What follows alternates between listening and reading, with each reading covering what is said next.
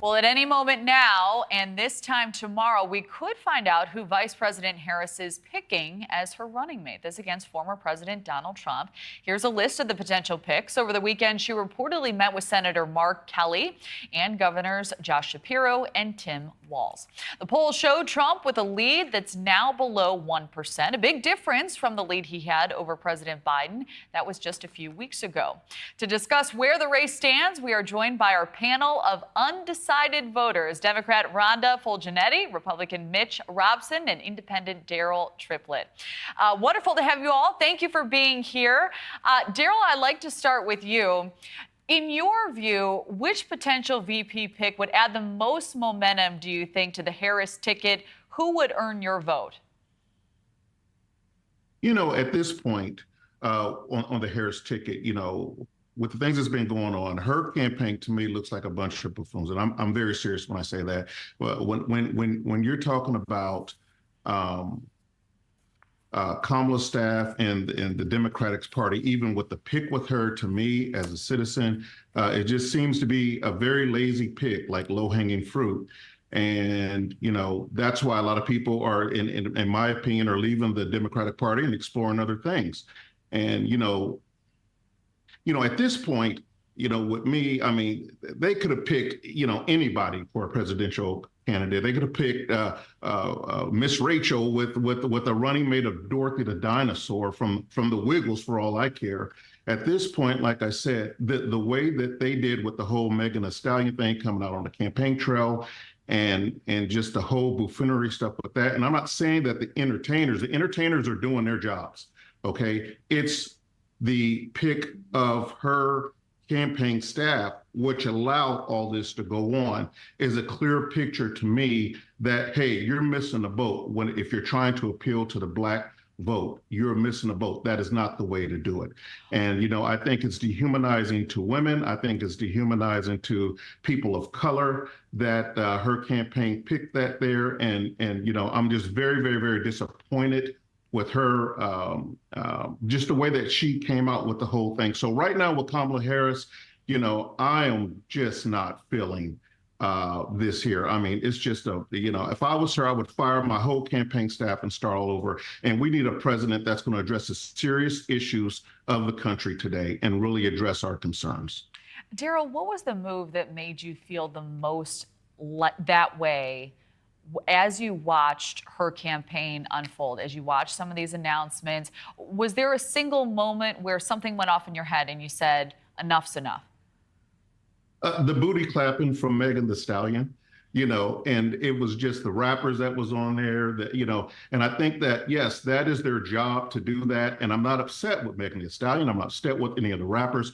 What I'm upset with is Harris's choice. If you're making a choice like this, you're already the vice president of the United States and you're running for the highest office of the land, and you're making ridiculous choices like this, then what is to come in the future? And if you say you didn't know that they were going to be on there, which I wouldn't believe that, then you're incompetent then. So again, it takes us right back to the thing is we need a president who is serious about this country, who's going to address the concerns of the people of this country and not be taken like a freaking joke to the rest of the world. All right, Daryll, thank you for that.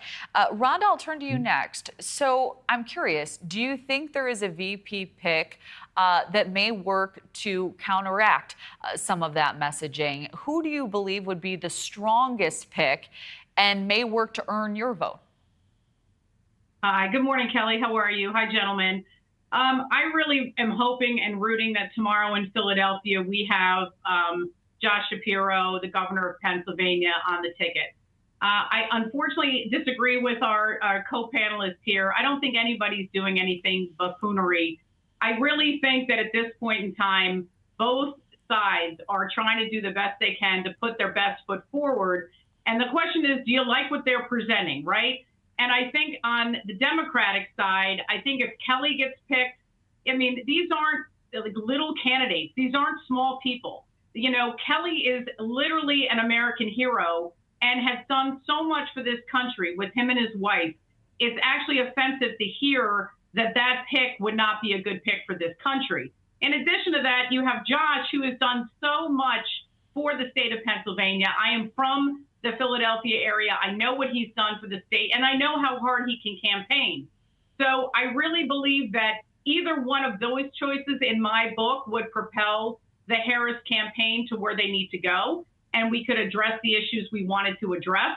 My biggest concern about Josh is probably, we have a very big divide right now between the Palestinian contingent and the Jewish contingent, and how does his religion and his faith factor into that? Should it even factor into that? But unfortunately, we need to discuss it. But just bringing it back home to you, I really think that out of this, the candidates that are remaining left, the viable candidates, we have two really strong men who have been devoted to the country for a very long time.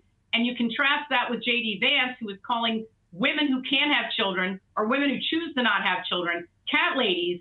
I think if there's buffoonery going on, it's on the other side right now. And as an undecided voter, it's very, very hard to weed through how both sides can't get this right.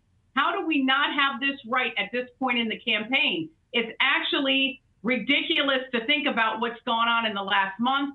I mean, I'm glad that the Democratic ticket kind of cleaned up the ticket, but on the Republican side, pick Nikki Haley, pick Ron DeSantis, pick somebody that can give that ticket more credibility than J.D. Vance. How much, Rhonda, would you say her VP pick? Because it sounds like, while you may be undecided, you have strong feelings about what's happening during these campaigns. I think most of America does. Actually, I'm very impressed that we have 3 undecided voters at this point, because this is exactly who both candidates want to talk to. So it's fascinating to pick your brains. Rhonda, would there be a VP choice who you would say on the table now for Harris that you would say, if she goes this way, I'm going to support the other side?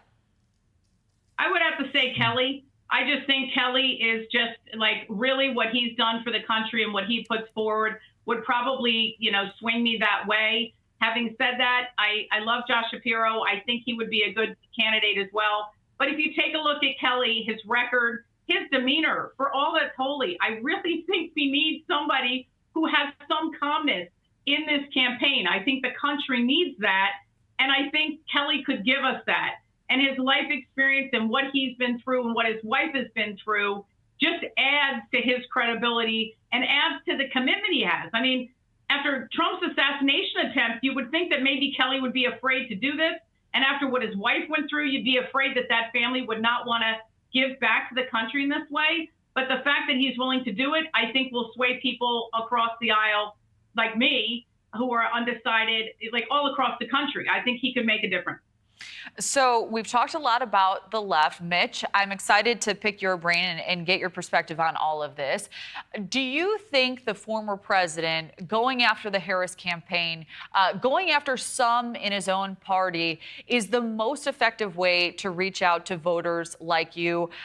If so, or if not, what would you suggest to his campaign at this hour?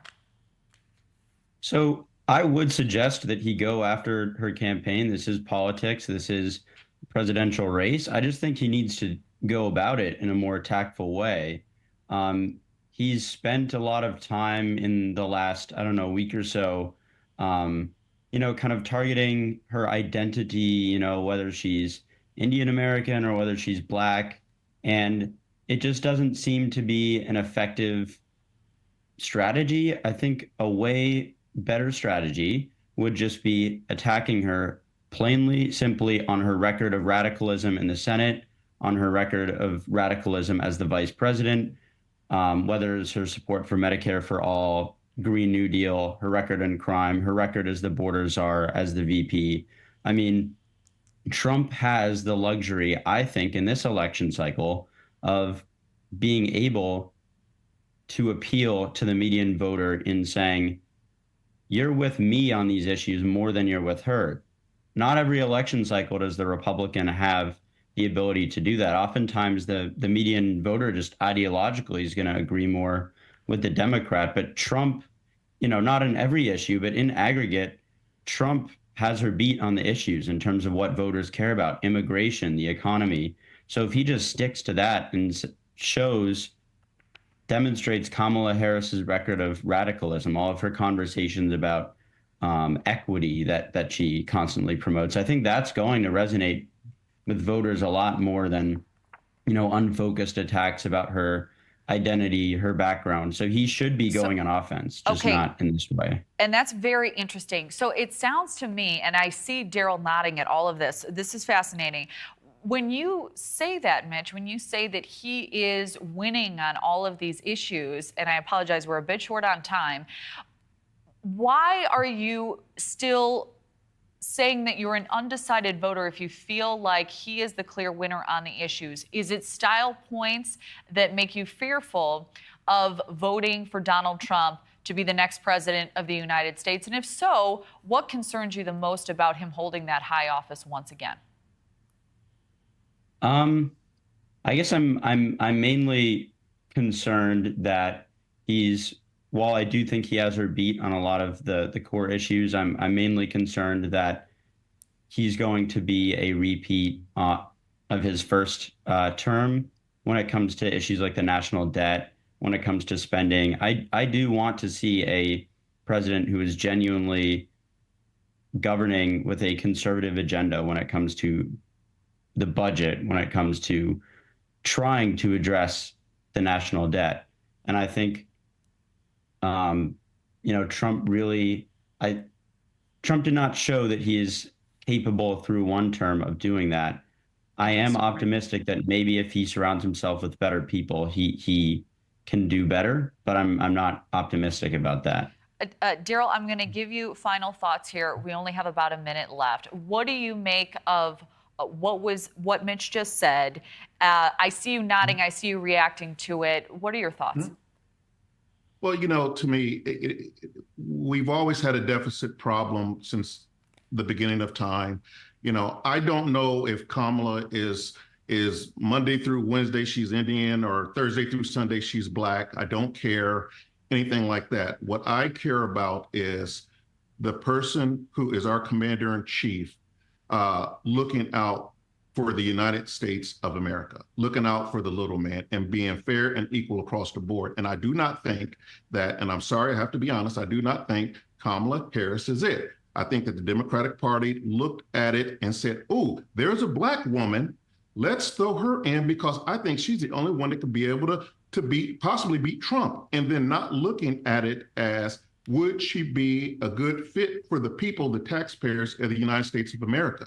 Yeah, there is some room for Trump to improve on, absolutely. But in whole, as being an undecided voter, I could tell you right now, she doesn't have my vote yet. And I don't know that she will. Oh, these conversations are so eye-opening. I wish we had more time. Rhonda, Mitch, Daryll, thank you all for joining us. We hope to see you again soon.